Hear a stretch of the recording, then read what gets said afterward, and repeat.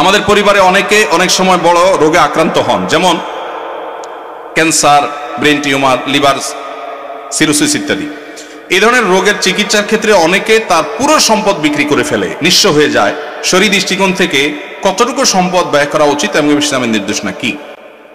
যদি আল্লাহ না করুন কেউ দুরারোগ্য ব্যাধিতে আক্রান্ত হন, তার চিকিৎসায় লক্ষ লক্ষ টাকার দরকার হয়, তার জমি জমা বিক্রি করা লাগে, প্রশ্নকর্তা ভাইয়ের জানার বিষয় হলো তার টোটাল অ্যাসেট থেকে কত পার্সেন্ট তার নিজের ট্রিটমেন্টে খরচ করা যাবে? এর উত্তর হলো এর কোনো পার্সেন্টেজ শরীয়ত ঠিক করে দেয় নাই।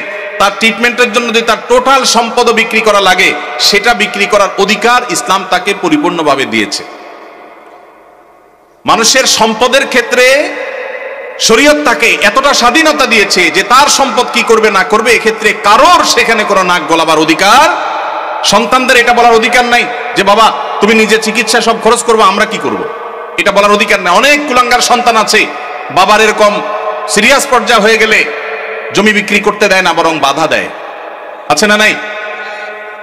মনে রাখবেন, বাপদাদার সম্পদ দিয়ে মানুষ ধনী হয় না, হলেও সেটা সাস্টেইন করে না, টেকসই হয় না।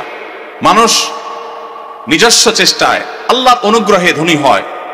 বহু বড় লোকের ছেলেরা একসময় রাস্তায় মানুষের কাছে হাত পাততে হয়। এজন্য বাবার সম্পদ, মায়ের সম্পদ, সেগুলোর জন্য কামড়াকামড়ি করা, তাদের হক নষ্ট করা, এগুলো আমাদের মূর্খতা।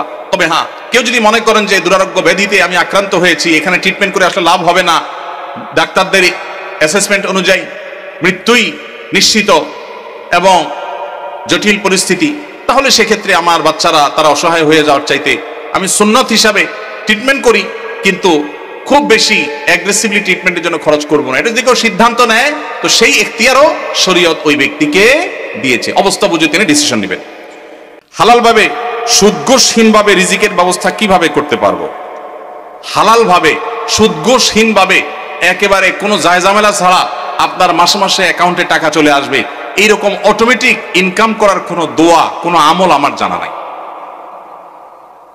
আমি কি বুঝতে পারছি? অনেক যুবক ভাইরা আছেন বলে সব হারাম আর হারাম, যাবো কই, হুজুর একটু দোয়াটা শিখাই দেন, আল্লাহ করে দেখ। অনেকে আছেন ঋণগ্রস্ত, দোয়া চান, চিরকুট লিখে দেন, হুজুর ঋণ মুক্তির আমল শিখাই দেন। পার্সোনালি যদি জিজ্ঞেস করা যায় জমি জমা আছে কিনা, বলে হ্যাঁ আছে আলহামদুলিল্লাহ। তো সেটা বিক্রি করে ঋণ দেন না কেন?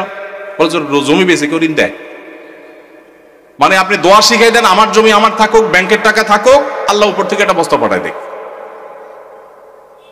এটা কোনো দোয়ার পদ্ধতি হতে, যে সমস্ত ভাইরা হালাল উপার্জনের কোনো পথ খুঁজে পাচ্ছেন না তাদেরকে প্রথমেই বলবো একটা কাজ করেন, অভাব দূর হয়ে যাবে। সেটা হলো ভাব ছেড়ে দেন। কি ছাড়তে বলছি? ভাব। ভাব ছেড়ে দিলে অভাব দূর হয়ে যাবে। ভাব ছেড়ে দিলে অভাব দূর হয়ে যাবে। বুঝেন নাই কথাটা? আপনার সাথে যায় না এই কাজ, এটার নাম ভাব। এটার নাম কি? এটা আমার সাথে যায় না, আমি কিভাবে একটা শিক্ষিত ছেলে এই কাজ করি, এটার নাম ভাব। এটার নাম কি? এই ভাবের অভাবই বেশি। ভাবের অভাবই বহু লোক আছে, হাইরে কান্নাকাটি, পুরা টাকা নাই, পয়সা নাই, অভাব অভাব।